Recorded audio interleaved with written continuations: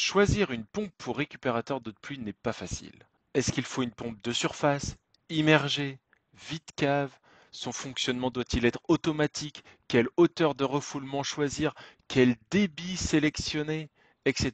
etc. Vous vous posez certainement toutes ces questions. N'ayez crainte, je vais vous aider à faire le point rapidement dans cette vidéo courte mais complète. J'ai sélectionné pour vous les 6 meilleures pompes pour récupérateur d'eau de pluie et nous allons voir ensemble laquelle correspond à votre besoin. Alors pour ce faire, le premier critère à prendre en compte est la hauteur de refoulement dont vous avez besoin. Vous voyez que j'ai sélectionné des modèles à 55 mètres, 20 mètres, 47 mètres, 25 mètres, 7,5 mètres et 40 mètres. Le choix de cette hauteur est crucial car elle détermine la hauteur maximum à laquelle la pompe peut acheminer l'eau efficacement. Si vous ne savez pas comment déterminer la hauteur de refoulement dont vous avez besoin, je vous mets un lien sous la vidéo qui vous amène à un calculateur facile et rapide. Une fois que vous avez calculé cette hauteur de refoulement, bien sûr, vous pouvez sélectionner n'importe quelle pompe qui a une hauteur de refoulement supérieure ou égale. La deuxième caractéristique importante pour choisir la bonne pompe est le débit. J'ai sélectionné pour vous des modèles allant de 8000 litres par heure à 2000 litres par heure. Globalement, ce qu'il faut avoir en tête, c'est que 6000 litres suffisent pour alimenter un foyer de 4 personnes, arrosage compris. À 3300 litres, vous êtes sur un foyer de 3 personnes, arrosage compris. Et enfin, 2000 litres est tout à fait efficace pour faire de l'arrosage. Ensuite, vous devez prendre garde à la pression indiquée par le fabricant. Globalement, au-dessus de 3 bars, vous êtes compatible tout usage. C'est le cas de la Gardena 6006E à 5,5 bars, de la Gardena 6100 à 4,7 bars et de la Karcher BP3 Home & Garden à 4 bars. Donc après tout ce qui est 2 bars, donc le modèle Heinl GEPP 5555 et la Bosch Garden Pump sont tout à fait compatibles pour l'arrosage. Et ensuite, j'ai mis un petit modèle, mais vous verrez qu'il peut vous être fort utile, la pompe vide-cave Heinl GC SP 35080 qui a 0,75 bar. Donc ça, ce sera parfait pour transvaser des liquides, mais également pour l'arrosage, à l'exception des gouttes à gouttes qui nécessitent de la pression. Enfin, vous devez choisir entre pompe de surface et pompe immergée. Donc là, vous avez des modèles de surface et des modèles immergés. Alors, comment choisir? Les pompes de surface, elles sont peu chères, facilement accessibles, par contre elles sont un peu bruyantes. Elles ont leurs limites, elles ne conviennent pas si la hauteur entre la pompe et la prise d'eau est supérieure à 7 mètres. Mais dans le cas d'un récupérateur d'eau de pluie, vous ne devriez pas avoir de problème. De leur côté, les pompes immergées sont très robuste, silencieuse, invisible, protégée du gel dans une cuve lorsqu'elle est enterrée. Leur inconvénient, parfois un prix plus important, encore qu'on verra qu'il y a des modèles très peu chers, et l'entretien est plus compliqué puisqu'elle est immergée, vous devez la sortir pour l'entretenir. Alors là, vous devez déjà avoir un premier aperçu de quelle est la meilleure pompe pour votre usage.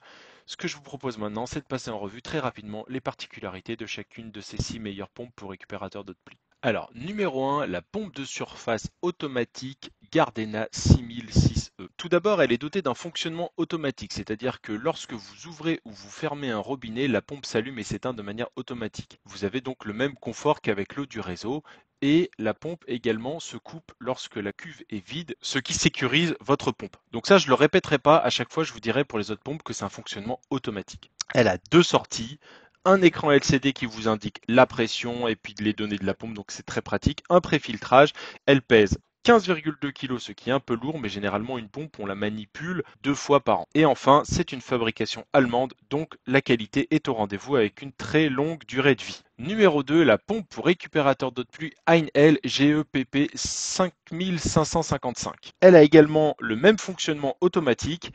Elle a un support pour récupérateur d'eau de pluie qui est très pratique pour la mettre dans une cuve IBC par exemple. Prenez garde à ces dimensions qui s'affichent car c'est une pompe immergée donc elle doit passer par le couvercle de votre récupérateur d'eau de pluie. Et enfin, elle fait un poids très raisonnable de 5 kg. Numéro 3, la pompe immergée Gardena 6105 inox. Elle est également dotée d'un fonctionnement automatique. Elle a un système breveté pour goutte à goutte. Prenez garde également à ces dimensions qui s'affichent à l'écran car comme toute pompe immergée, elle devra passer par le couvercle de votre récupérateur d'eau de pluie. Et enfin, elle a un poids de 12 kg, mais les manipulations d'une telle pompe sont très rares. Numéro 4, la pompe immergée sans fil Bosch Garden Pump.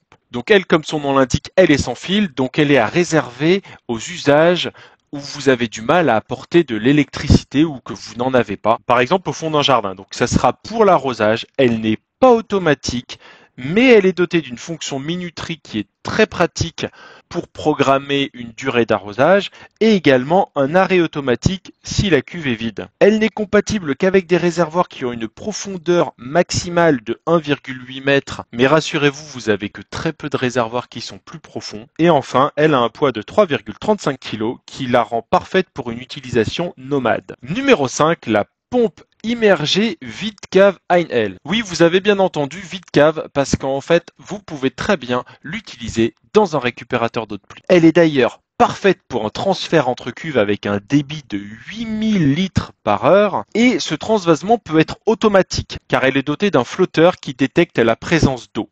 Elle va d'ailleurs pomper dès 8 mm d'eau. Ce flotteur va également servir d'arrêt automatique en cas de cuve vide, ce qui va protéger votre pompe. Bien entendu, elle est à réserver au transfert entre cuves ou à l'arrosage qui ne nécessite pas de pression, ce qui est le cas de quasiment tous les types d'arrosage, sauf les goutteurs nécessitant de la pression. Donc si vous n'avez pas d'usage de pression et que vous voulez juste arroser votre jardin, c'est une excellente pompe à petit prix. Numéro 6, la pompe de surface Karcher BB3 Home & Garden. Elle est dotée d'un fonctionnement automatique, de 2 sorties d'eau et d'un poids très raisonnable de 10,2 kg. Voilà, j'espère que maintenant vous en savez plus sur comment choisir la bonne pompe pour récupérateur d'eau de pluie, quelles sont les caractéristiques à prendre en compte. Si vous avez apprécié la vidéo, n'hésitez pas à la liker et à vous abonner, ça soutient la chaîne. Et moi je vous dis à bientôt pour une prochaine vidéo sur la chaîne de récupérateurd'eau de pluie.net.